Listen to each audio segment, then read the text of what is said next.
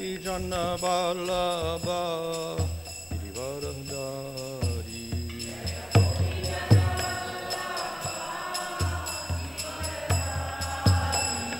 Yasoda Nandana Brajana Ranjana Jamuna Tiravanachari Jamuna Jaya Radha Madhava Kunja Vihari Jaya Radha Madhava Kunja Vihari Hare Krishna Hare Krishna Krishna Krishna Hare Hare Hare Rama Hare Rama Rama Rama Hare Hare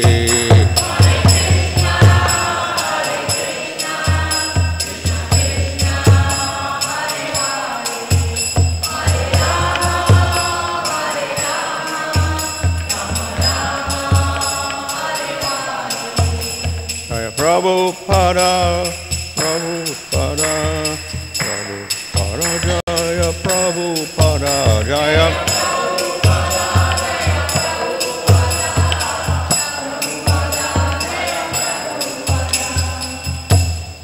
Prabhupada, Jaya Bhaktivedanta Swami Sri Prabhupada Ki Jai, Namacharya Haridas Thakur Ki Jai, Prem Sagaha Sri Krishna Chaitanya Prabhu Nityananda, Sri Advaita Gadadhar Sri Gaur Bhakta Vrinda Ki Jai, Sri Radha Krishna Gova Govida Shyama Kunda Radha Koti Giri Govardhan Ki Jai, Sri Vrindavan Ki Jai, Navadip Ki Jai, Gang Shamana Tulsi Bhakti Devi Ki Jai, Ananda Koti, Vaishnava Vrinda Ki Jai, Samaveta Bhakta Vrinda Ki Jai, Go Premanandi, all glories to the Samon devotees.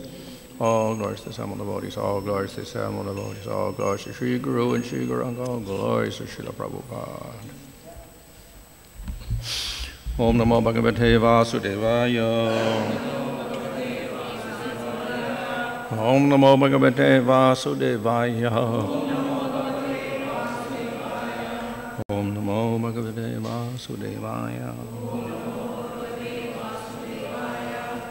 Om Vishnu Padaya Krishna Prasthaya Bhutale Shrimate Bhaktivedanta Swami Niti Namane Namaste Saraswati Devi Gauravani Prachadane Nirvishesha Shunyavadi Pashachari Shatarane Sri Krishna Chaitanya Prabhu Nityananda Sri Advaita Gadadhar Sri Gaur Bhakta Vrinda Hare Krishna Krishna Krishna Hare Hare Hare Rama Rama Rama Hare Hare. Reading from Srimad Bhagavatam Canto 10 chapter 38, verse 12. Yasakilamiva habi sumangalai Vachovi misra guna karma jamabhi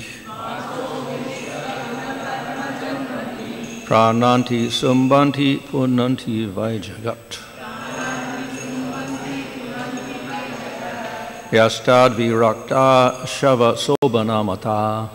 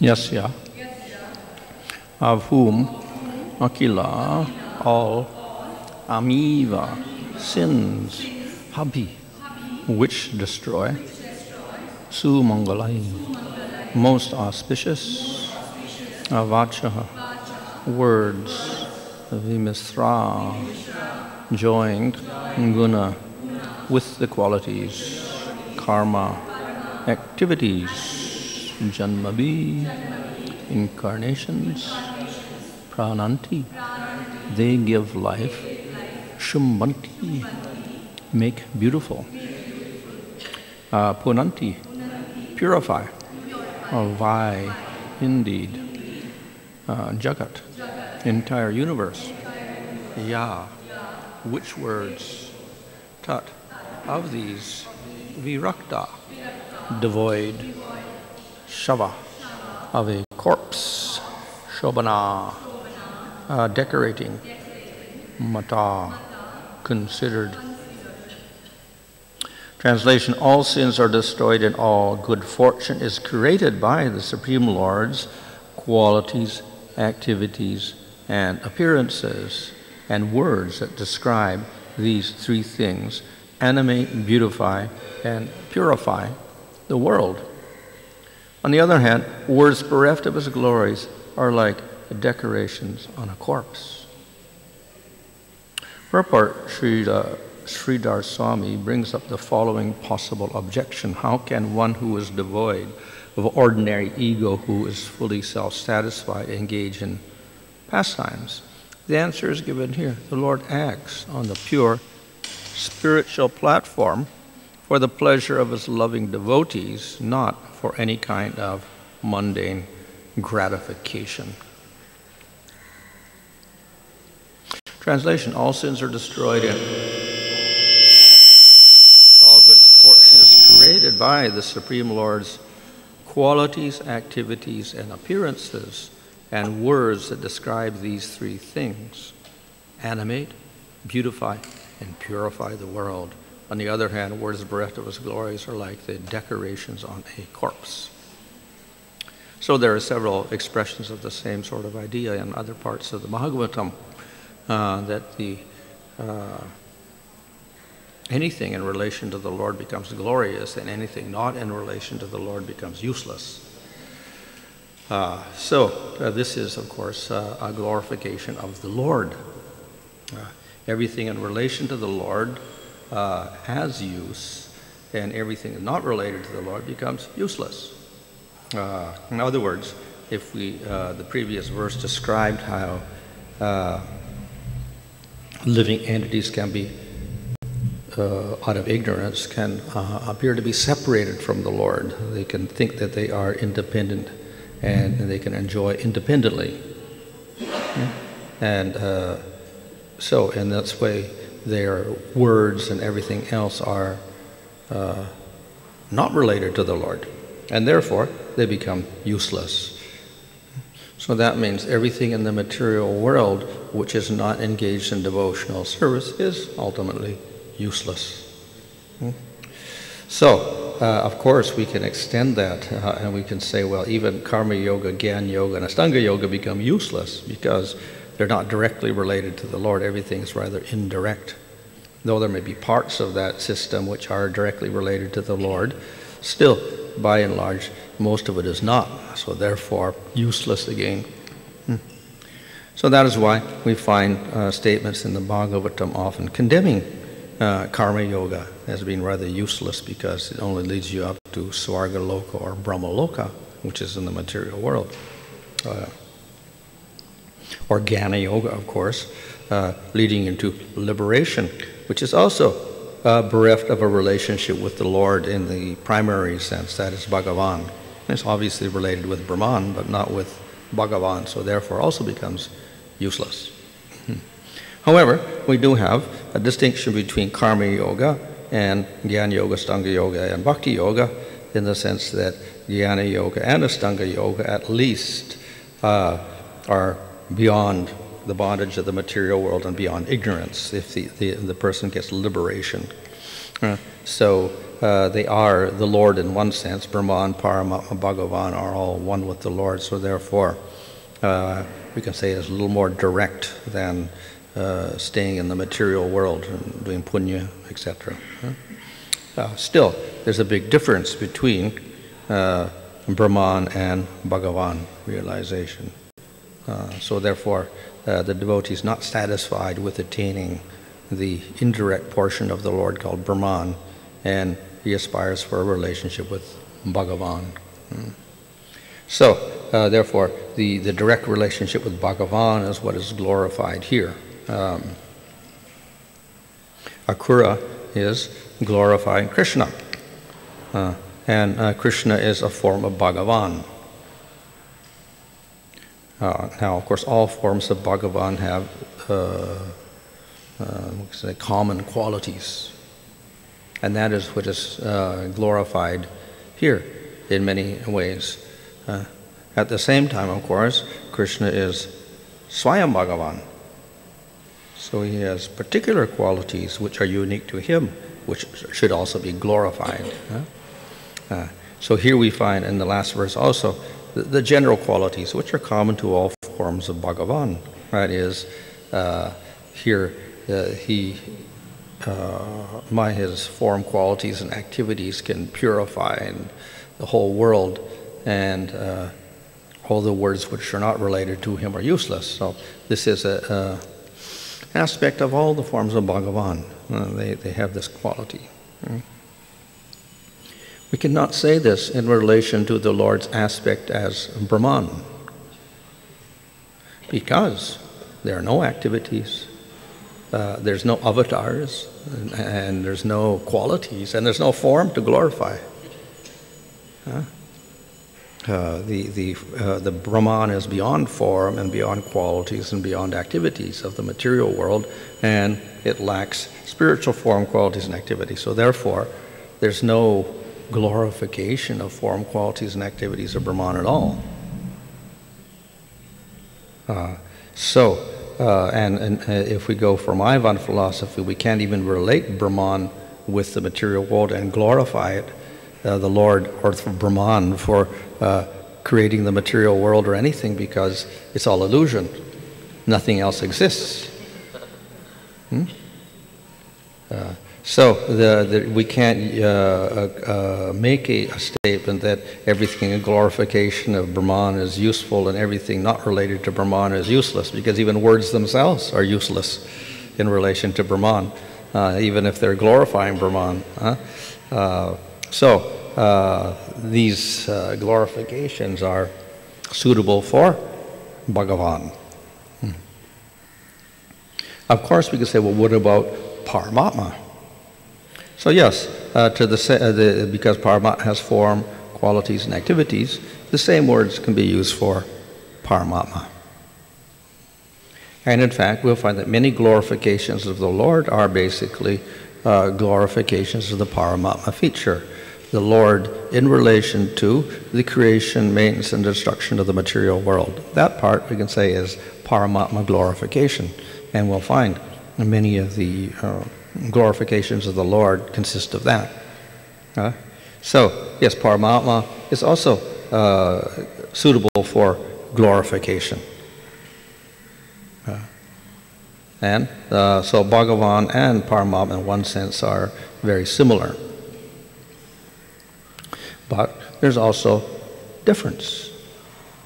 And what is the difference? The form of Bhagavan goes beyond simply creation and destruction of the material world. His primary qualities are related with interaction with his devotees. And that we do not see in Paramatma. The most that Paramatma can be glorified is that he's the witness of everything in the material world, and he pervades everything and all the jivas. But beyond that, we can't glorify. If we start glorifying relationships, then he becomes Bhagavan. We have verses like in the Bhagavad Gita, I give you the intelligence by which you can come to me. So that actually goes beyond the aspects of Paramatma, who is simply the witness. So this is Bhagavan. He's responding to the devotees and guiding them in devotional service. That is a Bhagavan feature, not a Paramatma feature.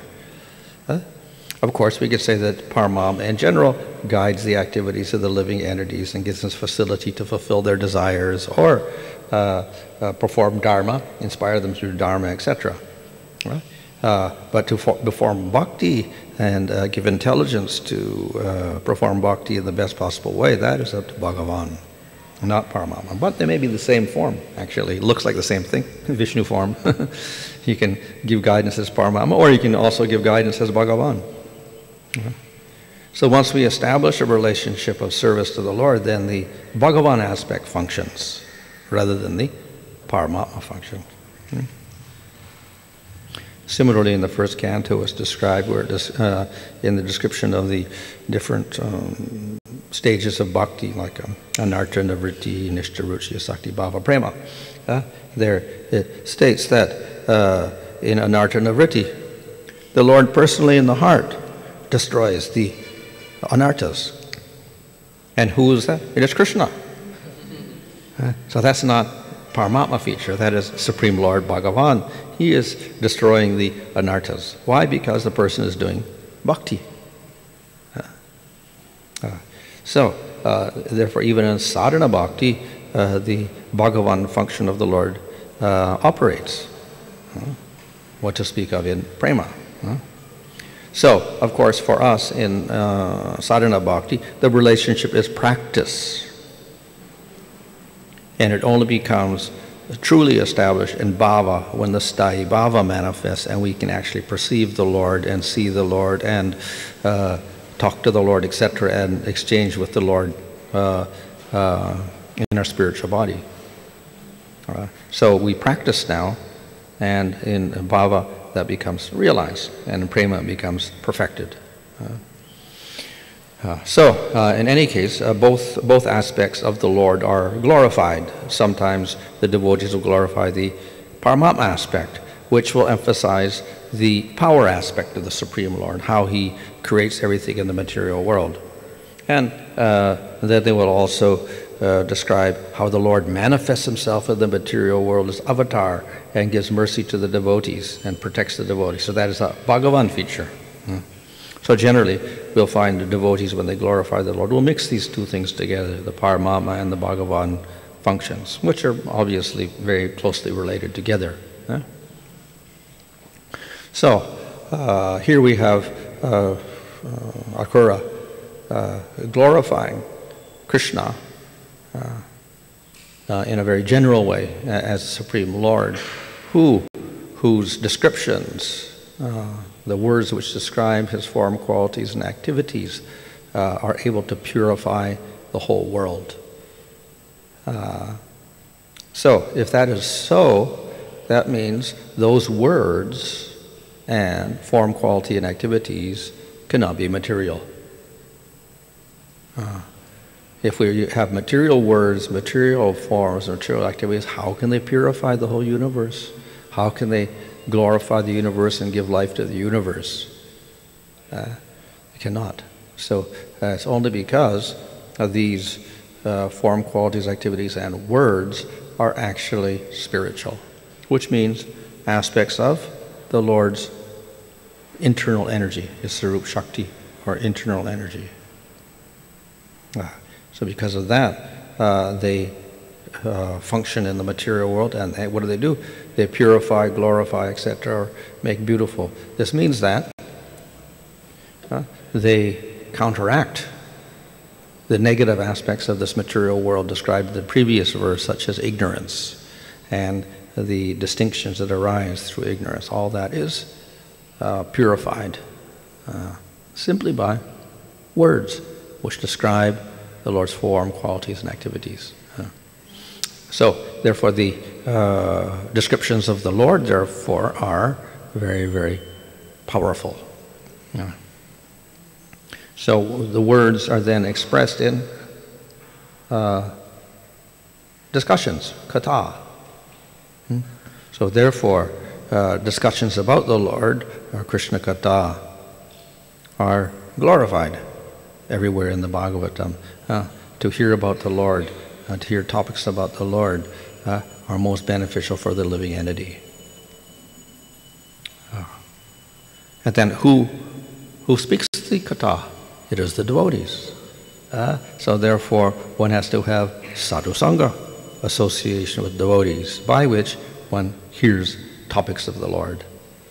And this is the process by which a person becomes fixed in spiritual life. ignorance is destroyed. Everything is purified. And everything is related to the Supreme Lord. Therefore, the topics of the Lord are glorified by many of the devotees as being very, very powerful influence. So, in this way, we can utilize words which look material because we hear them with our material ear, and we pronounce them with our material voice, and then we think of them with our material mind. So they appear to be material words. But no, they are actually spiritual. Why? Because it's related to the Supreme Lord. The words describe the Lord's form, qualities, activities. So therefore, they lose their material qualities. It is similar to, we can say these words are similar to the name of the Lord. We know the name of the Lord is not different from the Lord. So Shyamasundar or Govinda or Gopal, these are words non-different from the Lord. What do? They describe the Lord. They describe the Lord's form, Shyamasundar. They describe the Lord's activities, such as Govinda, he cares for the cows, or whatever like that. Or Giri Govardhan Dari, he lifts up Govardhan Hill. So they're describing the activities of the Lord. So the names of the Lord describe his form, qualities, and activities. So that's the simplest possible way in which we can glorify the Lord. So when it talks about the words describing these things, they can also refer to the names of the Lord. And they have this power behind them. So we can have sentences, we can have whole series of verses, as we have here with Akura speaking. And they're glorifying the Lord's qualities, activities, form, etc. Or we can have simple, one word, the names of the Lord. Again, same effect. So it's all non-different from the Supreme Lord.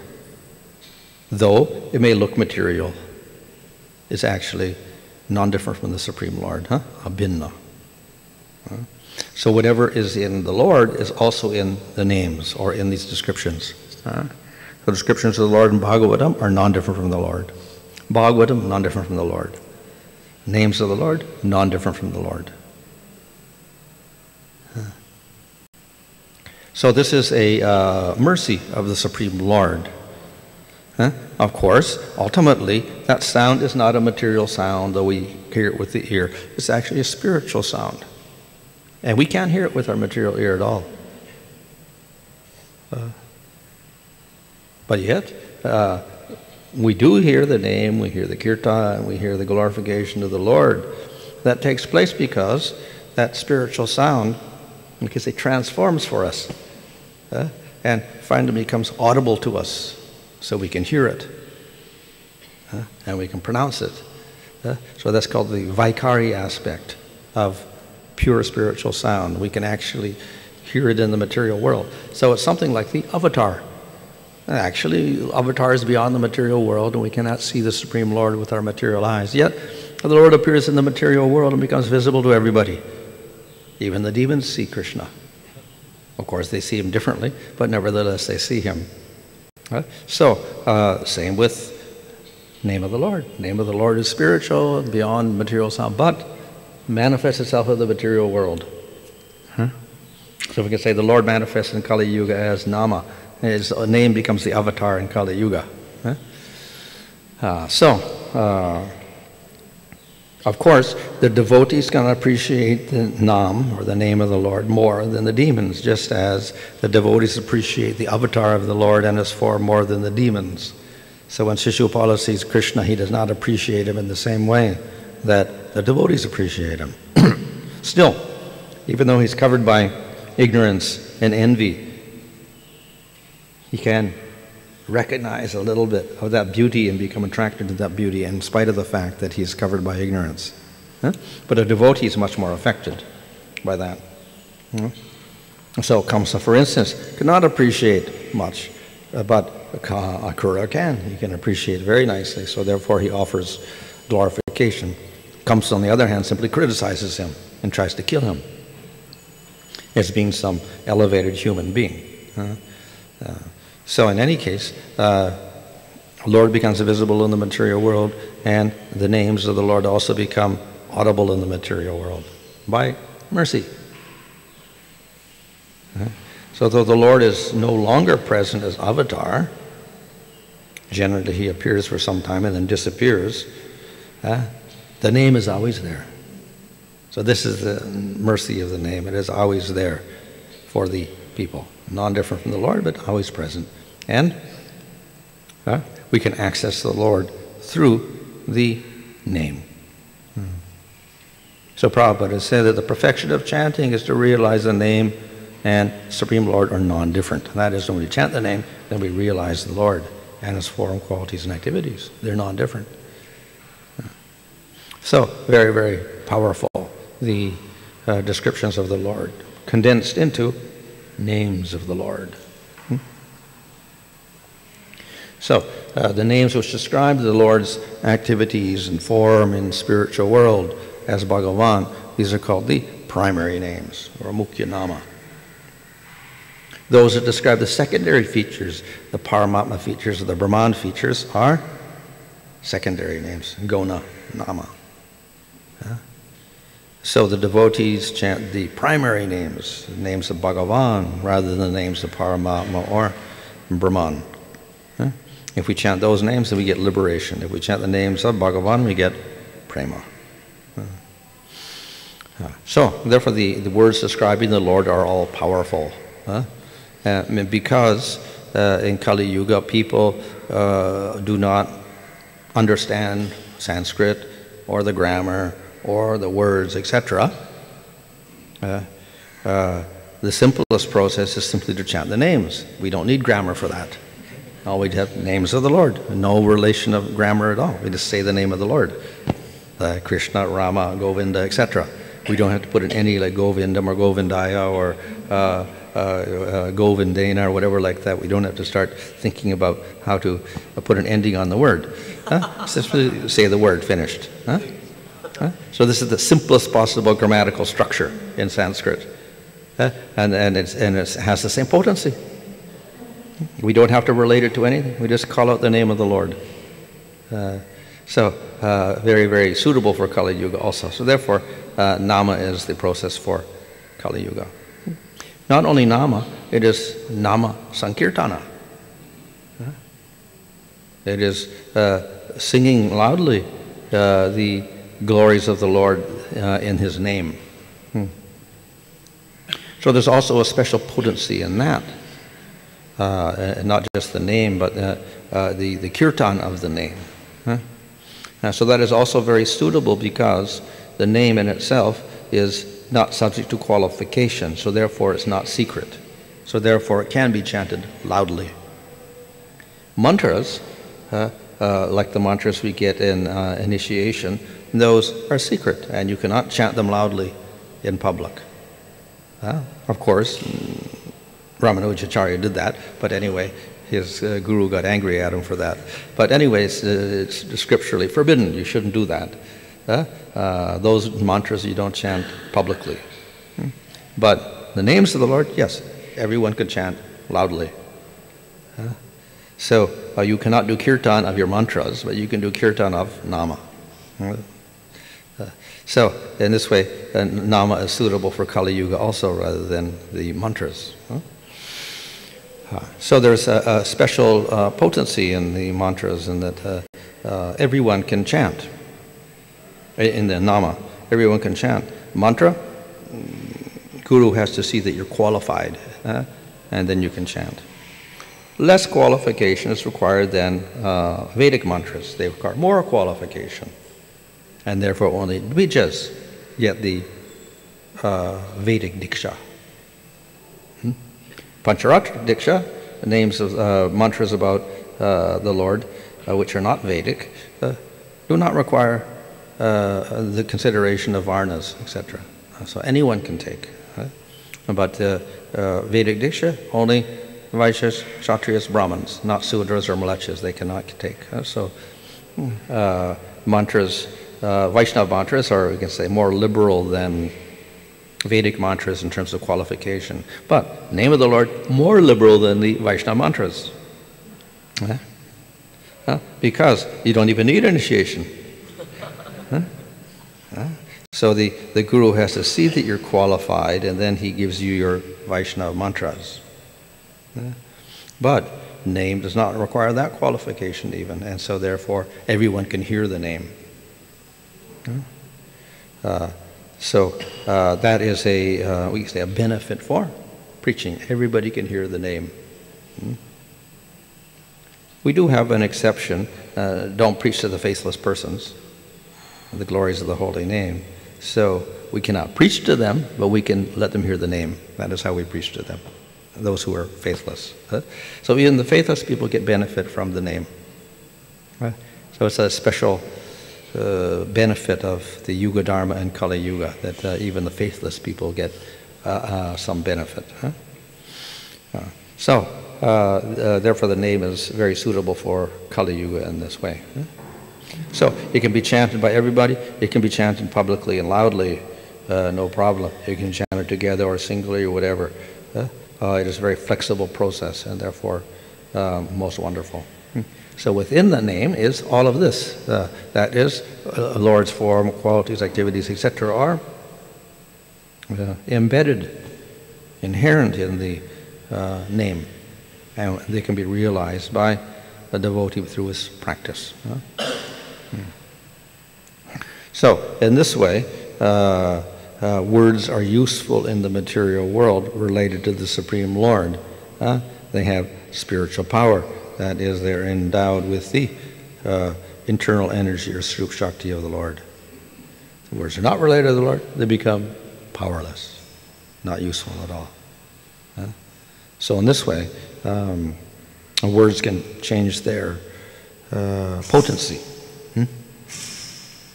However, the names of the Lord are very special because those names, whether they're chanted by a materialist or a spiritualist, they still have some potency in them. So Shishupala was envious of the Lord, and he chanted the name of the Lord in envy and hatred. Krishna, Krishna, bad person, whatever like that. He criticized him, but had an effect eventually. Slow effect, but it had an effect. Gradually, he became purified through that. So even for the demon, the name has some potency. It doesn't lose its potency. It's covered over greatly, but still it is there. Very powerful. That's particularly for the name of Krishna. Why? Because Krishna and his name are all attractive. Other names, the demons will not chant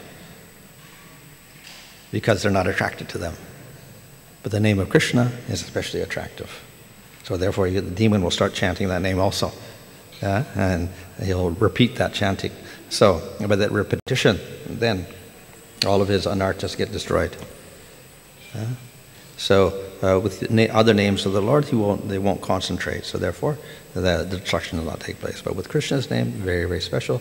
Even for the demons, purification will take place. But gradually. So, in this way, we get effect. If the person does not have all this offense and envy, then even the names of Vishnu, etc., will have effect, as we see with Ajamil chanting the name of Narayan. Once all of his karmas, past, present, future, got destroyed.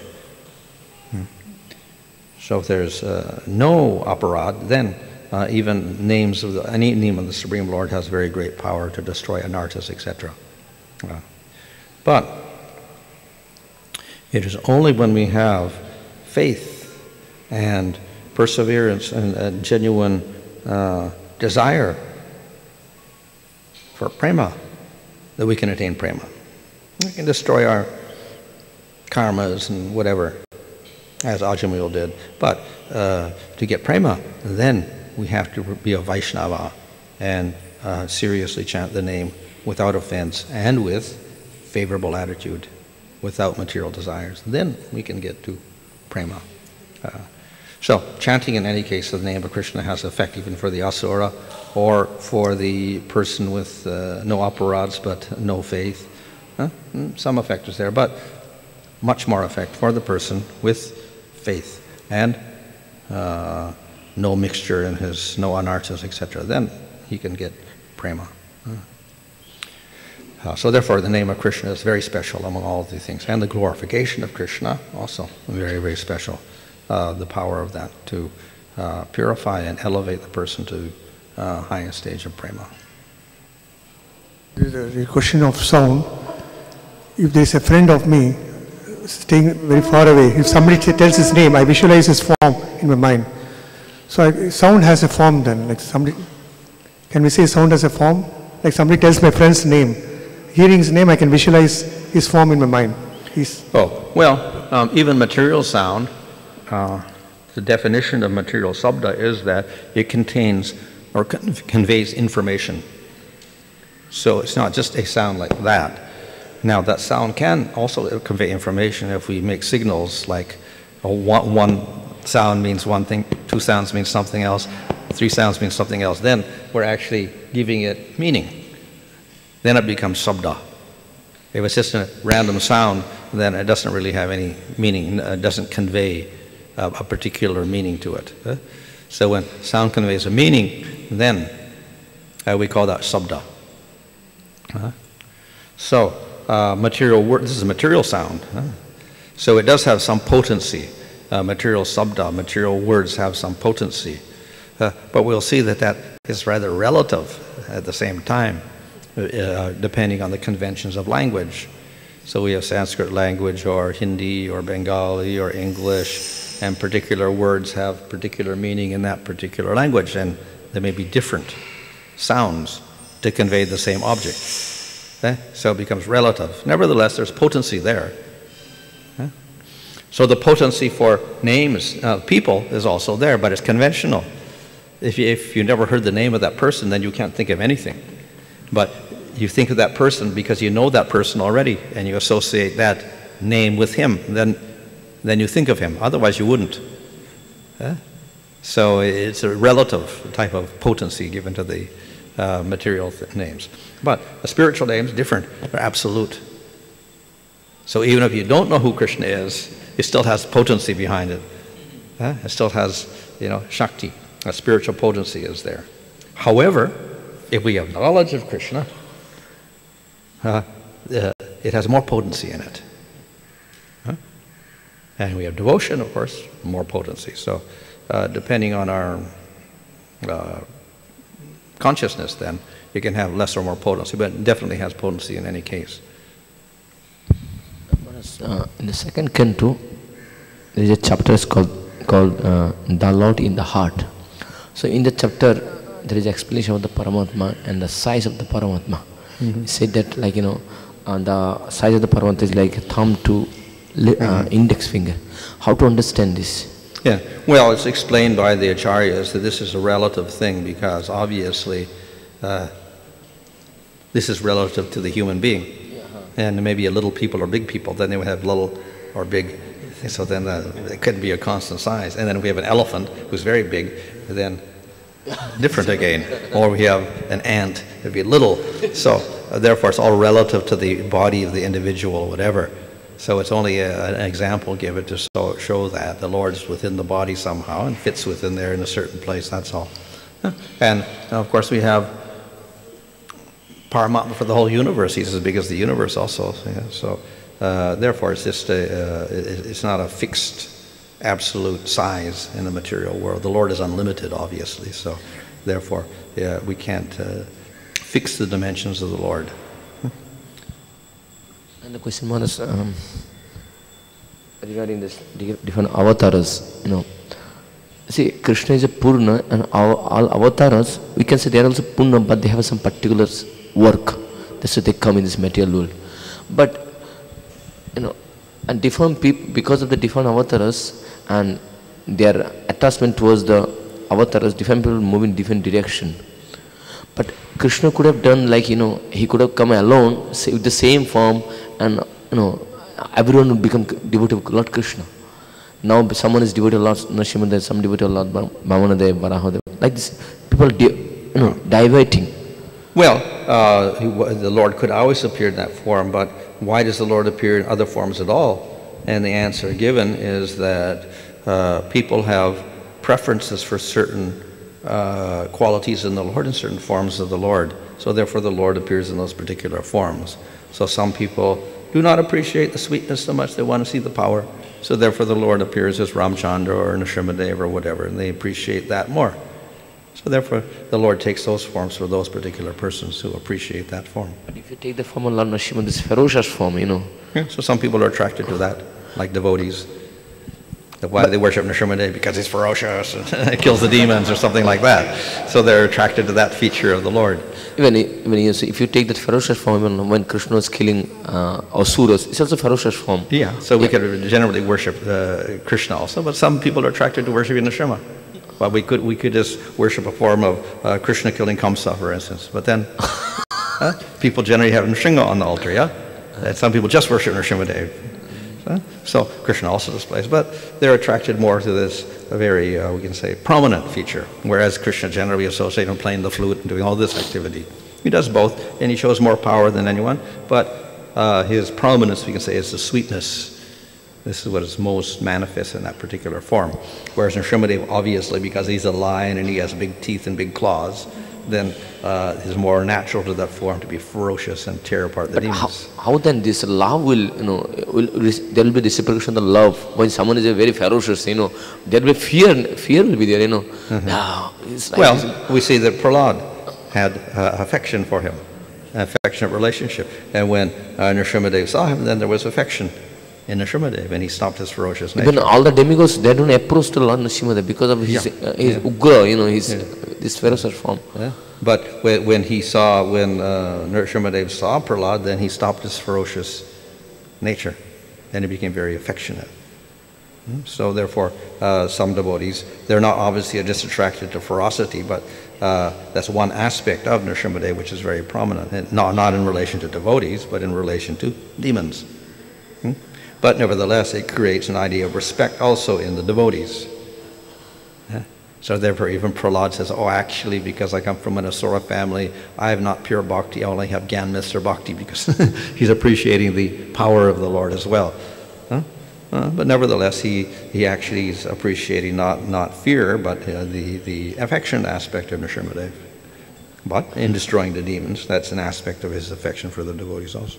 And the question, Maharaj, you are explaining about this mantra and the name. That mantra has to be chanted very silently, and name can be chanted loud also, no problem. And you are giving example of Ramanujacharya. Although mantra can be chanted very silently by Ramanujacharya, he chanted loudly the mantra. But in that episode it showed that that Ramanujacharya was so merciful towards the ordinary people. He chanted the mantra loudly. Even he said that if people get purification by chanting this mantra, whatever sin happen, I am ready to take over that. Okay, so question is that why this mantra is to be chanted very silently? What is the purpose behind this? We can say that actually the mantras have the name of the Lord in them, so in one sense they're also powerful. But qualification is necessary to access the power of the mantra. Just as the Vedas, you need to be qualified, so you have to take Upanayanam to chant the Vedas. And if you just start studying the Vedas, you can't access the power of the Vedas without that special qualification. Same with the mantras. One has to be qualified with proper shraddha in the Supreme Lord, etc., and following principles and whatever. And when the Guru judges that you are fixed in your mind, etc., then he gives you mantra to chant like that. So we have to have some level of sense control, etc., and then it can have good effect on us. So is it something like that? No, the restriction is given because of the person not being qualified.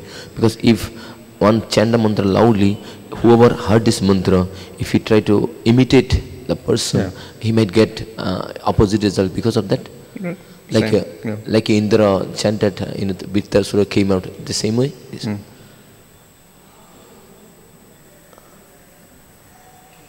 Okay.